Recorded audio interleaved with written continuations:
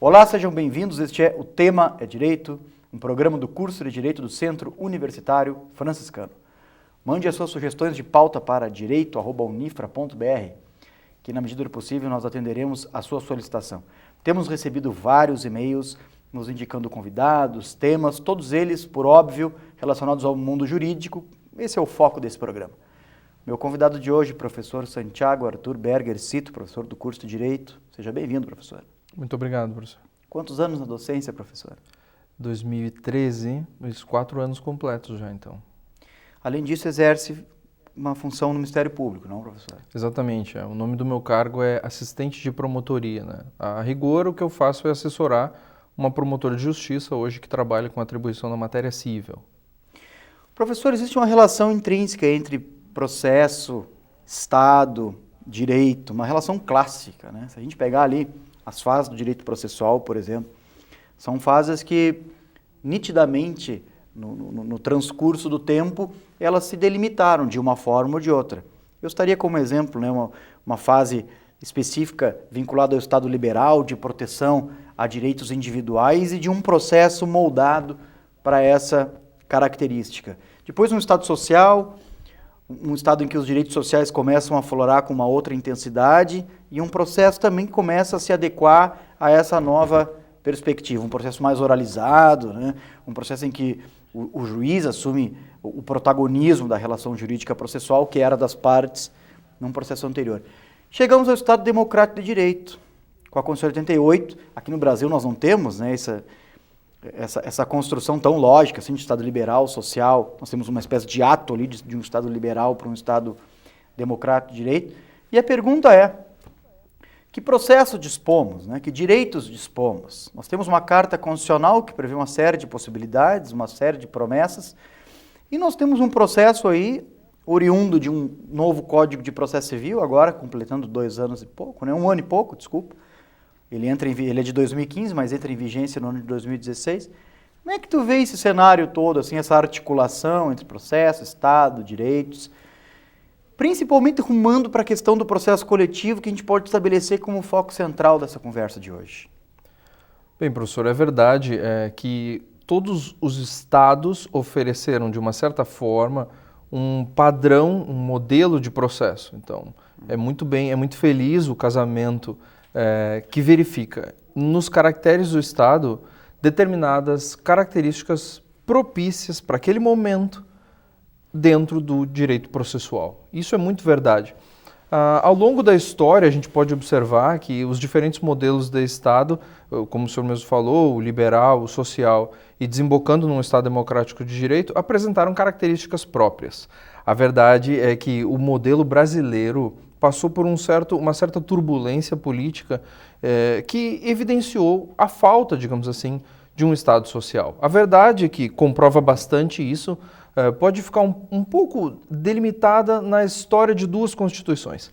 A de 1934, que sofre uma forte influência da mexicana de 1917 e da alemã de Weimar de 1919, e posteriormente a Constituição de 46, que também, desfazendo aquele Estado novo varguista, vai iniciar um novo modelo brasileiro. Contudo, por questões até de uma política externa complicada, vamos lembrar que em 46 a gente estava em época de Guerra Fria, final da Segunda Guerra Mundial, é nesse momento que o panorama jurídico internacional se transforma bastante. Esse é o berço do que, segundo o batismo dos espanhóis, a gente começa a falar num neoconstitucionalismo. O neoconstitucionalismo, ele muda bastante o jogo. O direito processual sofre esse baque do neoconstitucionalismo. Ao longo do tempo, a gente vai verificando que esse neoconstitucionalismo se desenha como uma espécie de época de descodificação. É como se os códigos, de uma forma geral, perdessem força. A ideia de um códex sagrado que contém todas as respostas do direito evidencia um problema que o neoconstitucionalismo ataca de frente, que é o problema do afastamento do direito e da moral. Quando isso se transforma numa situação um tanto propícia para o surgimento ou, digamos, para o reaparecimento de uma jurisprudência dos valores, do problema do ativismo judicial, então a gente começa, a partir da década de 80, década de 90, a falar numa espécie de era de recodificação. Para o Brasil, a era da recodificação pode ser falada a partir do Código Civil de 2002, que apesar de ser um projeto de lei antigo, 1975, que ainda tem resquícios de uma ordem jurídica pré-constitucional 88, o que a gente verifica é que o Código Civil dá ares de uma nova formalização desse direito. O Código assume agora uma função principiológica de espelhamento do texto constitucional. Os civilistas, a partir daí, começam a falar numa tal de constitucionalização do direito civil, como se fosse possível falar em algo diferente. Sim. Mas, enfim, essa denominação se torna algo corriqueiro nos novos manuais para trabalhar sobre uma nova era que é melhor espelhada, que é bastante representativa no novo Código de Processo Civil. Agora, se a gente levar isso realmente para o universo do processo, a gente pode começar a falar de uma maior intensidade das relações entre constitucionalismo e processo, né? Uma maior intensidade, os vínculos se estreitam aí. Então nós claro, e veja que interessante, não, professor, mas antes da Constituição de 88 o processo era basicamente um sistema autônomo, né? Um sistema que ele pouco se comunicava, inclusive, com o direito constitucional, né?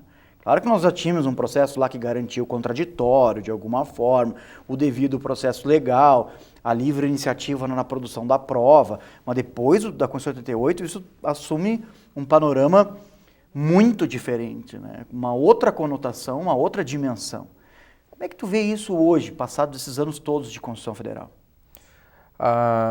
Acredito que o estreitamento dos laços que o senhor referiu, eles nos catapultaram, digamos assim, para um novo momento. Um momento de reflexão, de um código que precisa ser constituído no âmbito constitucional, mas que precisa produzir efeitos de cariz constitucional dentro dos processos, nos foros. A vida forense precisa se modificar. Então, nesse aspecto, o novo Código de Processo Civil de 2015 ele é muito feliz. Então, tive a oportunidade recentemente de ministrar uma aula numa pós, professor, que trata sobre direitos e garantias processuais constitucionais, especificamente dos primeiros 12 artigos do Código de Processo Civil. Então, tive a oportunidade de discutir com os alunos. É claro que no âmbito de uma pós-graduação ela tem um tempo diminuto, mas de explicar e de conversar com os alunos artigo por artigo, princípio por princípio. O que demonstra, o que é bem representativo nesses 12 primeiros artigos, é de que eles repristinam conteúdo constitucional explícito.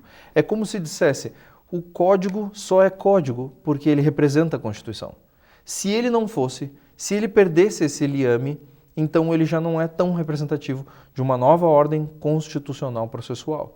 E isso daí, professor, já voltando então para o nosso tema, que o senhor havia me provocado no início, abre, digamos, alas para se falar sobre um processo coletivo constitucionalmente deduzido. Porque o CPC de 73, uma das coisas que ele não fazia era ter essa preocupação. A preocupação de uma tutela individual era o mote daquele código revogado. A gente tem que entender o porquê disso, né? Claro, isso aí está fazendo referência a um momento, o Código de 73, ainda que construído, entre aspas, diante de perspectivas sociais globais, ele era um código construído sob a égide da proteção de direitos individuais. Então era um código ali que tinha referência, né, exacerbada, a questão da propriedade, a questão da posse. Tinha um livro específico sobre isso. Um livro que registre-se, em alguma medida, se mantém no novo Código de Processo Civil, porque nós ainda temos procedimentos especiais no novo código que tutelam a propriedade, a posse, o crédito. Mas veja, professor, que nós não temos no novo Código de Processo Civil um procedimento especial que tutele direitos transindividuais, direitos coletivos, direitos difusos.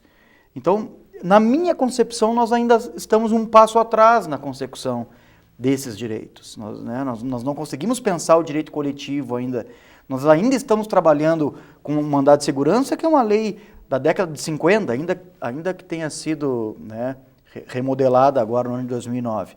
A ação civil pública é um outro procedimento que tutela direito coletivo de muitos anos. Então, nós não estamos sentindo falta de um código de processo coletivo. Tu acha que isso é uma necessidade?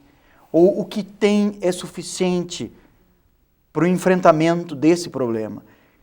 que é o problema da ineficiência de sedimentação dos direitos coletivos dispostos no texto constitucional. É esse o problema. Me parece, professor, que instrumentos legislativos tal qual estão dispostos são suficientes. Contudo, com o avançar de uma cultura jurisdicional que melhore a exploração, que consiga produzir decisões de maior alcance, de maior abrangência em termos de território mesmo.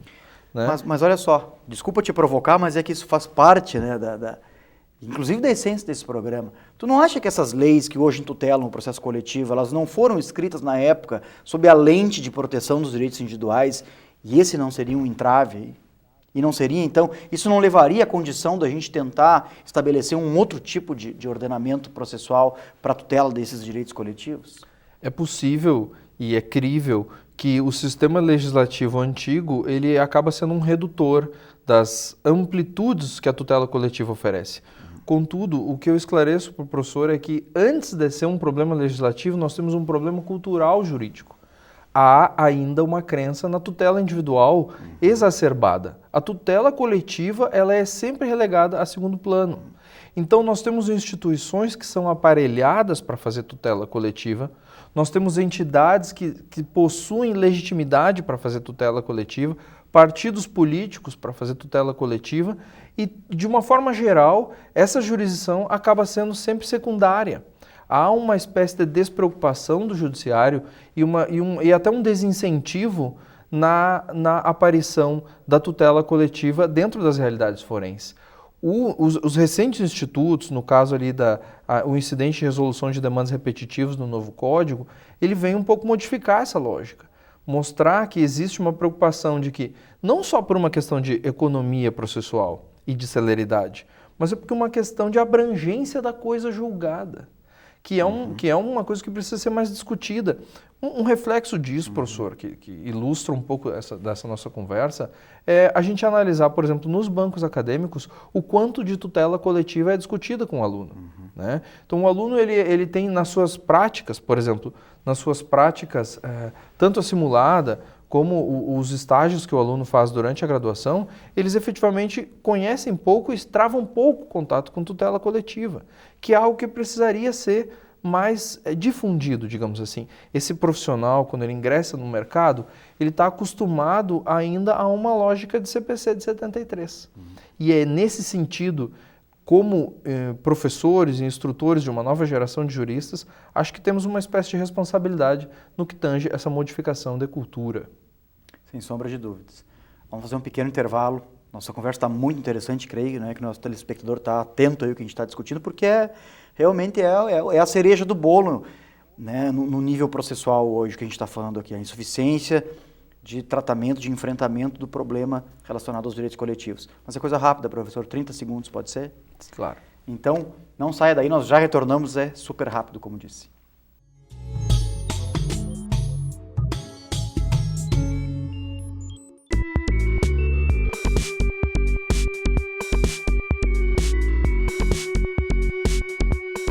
Pessoal, quem é responsável pela alimentação dos nossos filhos? Os seus pais, ok? Conforme o nosso Guia Alimentar Brasileiro, aquela alimentação que for feita em família, que for elaborada em família, vai ter um valor fantástico na vida dos produtos ou dos alimentos adequados para a alimentação dessas crianças. Então, queridos pais, levem seus filhos para a cozinha, comam, façam pelo menos uma refeição em volta da mesa. Família unida é família que educa em relação à alimentação adequada. Não esqueçam, levem eles para a cozinha, façam eles cozinhar junto, eles vão aprender.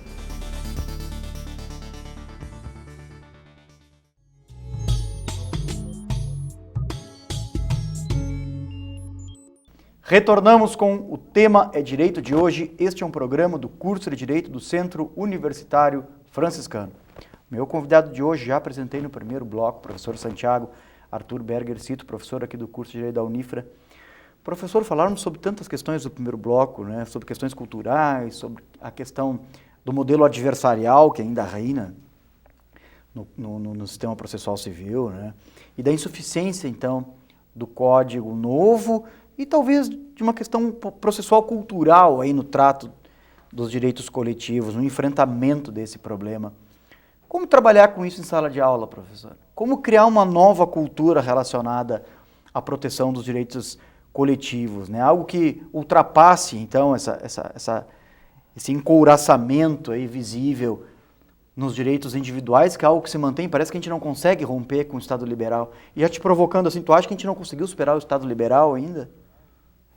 Bom, quanto às sugestões, professor, assim, em termos curriculares mesmo, eu acredito que, como o curso de Direito ele não é um curso para a formação de advogado, nós deveríamos ter atividades mais práticas, de repente até oficinas, algo nesse sentido, uma atividade extensiva, uma atividade de pesquisa, enfim, que fosse relacionada com atividades de outras carreiras jurídicas, como, por exemplo, um exemplo assim, os alunos deveriam ser, por exemplo, provocados a produzir decisões judiciais no âmbito de ações civis públicas, Sim. tutelas coletivas, uma ação popular. Não, então que eles recebessem autos findos, pode ser, de questões como envolvendo uma inicial de uma ação popular que pede o desfazimento de determinado dano ao erário, né? As informações prestadas por uma Procuradoria Geral do município contestando esses fatos, né? Ou então uma inicial do Ministério Público em ação civil pública pedindo, por exemplo, a aplicação de sanções da Lei de Improbidade Administrativa a um determinado vereador. E as respectivas razões de defesa e fossem provocados, por exemplo, a sentenciar esse feito. Esse tipo de atividade demonstra que nós temos bastante a caminhar ainda no que tange a tutela coletiva, porque é interessante que os alunos percebam que todo esse engendramento político-legislativo precisa ter, de alguma forma, eficácia e uma espécie de produção de resultado no âmbito forense. Que não fique apenas assim em bancos acadêmicos também. E muito dessa atividade é realizada sem que os alunos efetivamente tomem conhecimento, né? Exceto se fazem estágio nestes órgãos públicos que lidam com essas matérias, né? E a segunda questão, se nós vencemos ou não o Estado liberal, essa é uma questão um tanto difícil, professor, de responder, porque parece que o juiz das situações jurisdicionais próprias de um Estado liberal ainda persiste. Então, digamos, aquele juiz que se afasta do processo, que ele entende que ele é um boca da lei, por exemplo, que ele não tem, ele sequer interpreta, né? Então, eu na cadeira de hermenêutica costumo trabalhar com os alunos um adágio latino reproduzido pela ex-presidente do STF, a ministra Ellen Grace, onde ela falava in claris cessat interpretatio. Quer dizer, existe uma crença no jurista pós-moderno, vamos dizer assim, de que se o dispositivo legal é muito claro, não cabe ao jurista interpretar. Mas eu pergunto para os alunos em sala de aula sempre, se é tão claro, como você concluiu que ele é claro sem interpretar? Então, essa noção, me parece, professor, que somos um pouco ainda pobres em filosofia da linguagem, porque perceber que interpretação é a única forma, a exclusiva forma de interação do homem com o mundo, isso é necessário para se partir para um segundo debate. Então o jurista precisa partir dessa noção de que viver é interpretar. Em direito não se faz outra coisa a não ser interpretar. É assim que nós travamos contato com os textos, é assim que nós reproduzimos conteúdos, que nós passamos a nossa aula, ministramos conteúdos, é sempre através da interpretação. Agora, não é de hoje, né, que teóricos sustentam a desnecessidade de interpretar em determinados casos. Inclusive, o próprio plano da teoria do direito é um plano que, em alguma medida, acaba sustentando isso, né? Agora, enquanto tu falava que eu lembrava daquela discussão lá entre Hart e Dworkin e tal, e ambos os jusfilósofos ali partem para o desenvolvimento das suas teses da diferença entre casos fáceis e casos difíceis, né? Os primeiros, em tese, então, se dispensaria a interpretação justamente em razão de do fenômeno da subsunção, né, de você puxar do sistema a solução para o caso. E o segundo, então, né, os casos difíceis, esses sim, deram asa a uma discussão bastante interessante. Mas eu lembro disso também porque os direitos coletivos, em muitos processos judiciais, eles fazem lembrar essa instituição, né, o resgate da concepção dos casos difíceis. às vezes por ausência até de pré-compreensão de quem os julga, né? E eu estou dizendo isso já querendo te provocar. Como é que tu vê o processo de tomada de decisão nessas ações coletivas aí? Tu acha que é um processo que deve ocorrer da mesma forma, esse processo de tomada de decisão, como é nos processos individuais, ou o sistema de processo coletivo ele guarda relação com um outro tipo de como se decide nesses ambientes? Como é que tu vê isso? Como nós somos carentes, né, professor, de uma espécie de teoria da decisão, nós somos carentes de uma necessidade de se discutir efetivamente a gestão adequada da prova, né, digamos assim, o procedimento filosófico de tomada de decisão. Né, nós temos alguma carência também na distinção entre a diferença clássica entre escolher e decidir.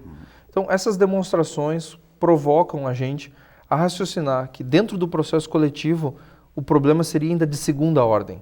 Não seria simplesmente algum problema de definição sobre como decidir aquele caso concreto, mas é um problema que passa pelo fato de que aquele caso concreto evidencia um direito coletivo. Exato. Então, quando um direito coletivo está em debate, professor, efetivamente a fratura do nosso problema filosófico fica exposta. A verdade é essa. Então, a tomada de decisão envolvendo um processo coletivo e direitos coletivos de uma forma geral, ela passa por essa necessidade. É algo que precisa ser pensado e discutido. A verdade é que a tutela coletiva envolve sempre interesses complexos, porque abrangem grande número de pessoas. Né? Então, a impossibilidade de se constituir um litisconsórcio acaba falando um pouco sobre direito coletivo. E os casos de consumidor, de direito consumidor, que evidenciam, por exemplo, uma propaganda enganosa, situações que a gente sequer tem como definir quem é o público que foi atingido e quem é o consumidor por equiparação, os bystanders. Quando a gente não consegue fazer essa delimitação, acho que isso mostra bastante o quanto é difícil de fazer uma tutela de direito coletivo. A legitimidade do órgão que vai discutir isso em juízo, por ser extraordinária, disjuntiva e exclusiva, faz com que ele não precise perguntar para as pessoas o que elas acham ou como aquilo deve ser defendido em juízo. Contudo, isso não deslegitima o processo. Aliás, a lei concede para essas entidades a possibilidade de discutir. Isso traz um problema de responsabilidade muito grande, que às vezes não é internalizado. Por isso digo, na própria graduação deveríamos fazer com que os alunos pensassem sobre esses problemas. Um problema que envolve responsabilidade, não mais da lei, não mais do legislador, não mais do juiz, mas do agente, do intérprete, daquele aluno que futuramente vai ser, por exemplo, promotor de justiça, advogado de alguma entidade, de algum partido político, que vai ter essa legitimidade para ajuizar, aforar uma ação coletiva e que precisa pensar sobre essas questões todas na hora de delimitar o tamanho do mérito. O projeto de Código de Processo Coletivo é um projeto que está em banho-maria, entre aspas, no Congresso Brasileiro há alguns anos já isso. Por que tu achas que isso está acontecendo? Por que nós não conseguimos instituir um novo Código de Processo Civil coletivo? Existe um problema que é de teoria geral, uma teoria geral do processo, né? Nós temos desenvolvimento de uma teoria geral, basicamente clássica, que a gente pode considerar a teoria geral da professora Ada, que desenhou um certo caminho. Recentemente nós temos um trabalho de teoria geral de processo também bastante profundo, com raízes muito interessantes, que é o do professor Didier. Mas, fora isso, nós temos alguma dificuldade em tratar de teoria geral. Além dessas questões da constituição própria de um código de processo coletivo, que há, por exemplo, várias vozes nesse caminho, como é o caso do professor Antônio Gide, né, que leciona nos Estados Unidos. Então, tem toda uma preocupação, inclusive trabalhou num código modelo, né, latino-americano de processo coletivo, ou seja, há uma série de questões que caminham, que rumam em direção a um novo código, mas há interesses políticos também de se manter um código em banho-maria. Há muita gente interessada na não realização de tutela coletiva. A gente precisa considerar essa hipótese também, né? Não podemos ser, digamos assim, pensadores e doutrinadores inocentes em achar que falta também só vontade teórico-jurídica, porque não é verdade. há diversos órgãos, eu penso assim em grandes empresas, que teriam problemas com uma espécie de tutela coletiva bem realizada, né? Direitos individuais indisponíveis, se levados a cabo, como é feito nos Estados Unidos através das class actions, isso provocaria grandes rupturas no sistema econômico.